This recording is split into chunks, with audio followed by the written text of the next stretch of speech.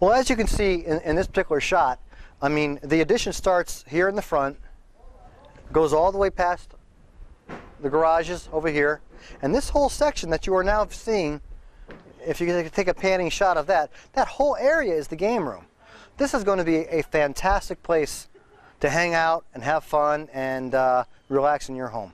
Okay, now what impact does the addition have on the air conditioning, electrical? Are you able to keep some of the existing air conditioning units, or does it have to change? Well, again, code takes over. I mean, you have to do testing to make sure that you have the right size electrical meter. You have to do testing to make sure that you have the right size air conditioning.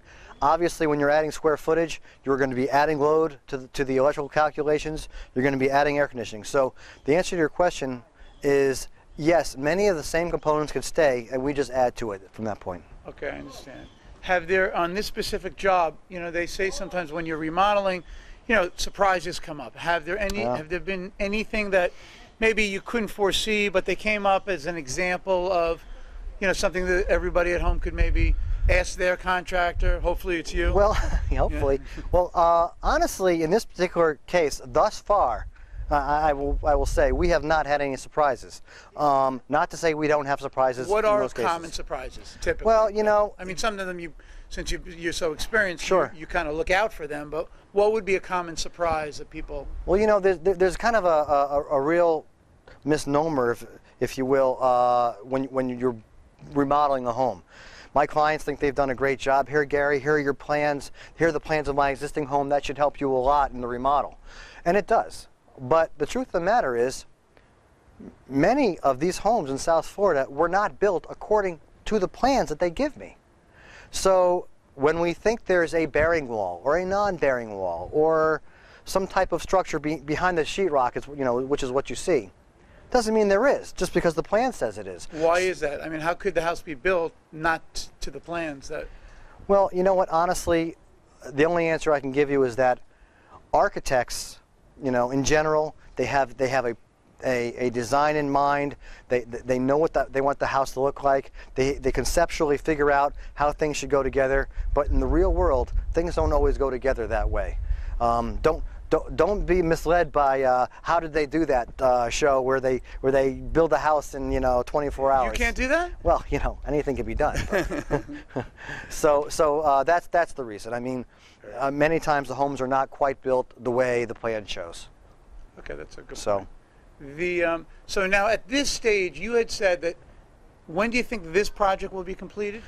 This project, this second story. If everything goes according to plan. Of course, you know, given weather and all the other conditions, I mean, this project is generally a 4 or 5 month project from the time we break ground on it. Okay. So we are into it for about 30 or 40 days. Seems like you've really gotten a lot done. I mean, you know, we have, and yet I can't pat myself on the back too much. The shell, this is called the shell. So the shell of the home goes up very quickly.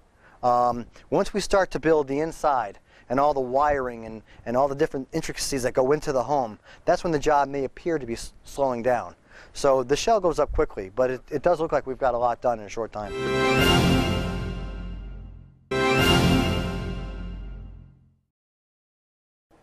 All right, we're upstairs now, and Gary, although he didn't want me to climb the ladder, I did, and Gary did as well. And just, I don't know if everyone can see at home, but you know, Gary was right. The space up here is dynamite. You can see how they're laying out all the ceiling trusses, and it really, I could see how the sellers are going to be so excited about what's going on.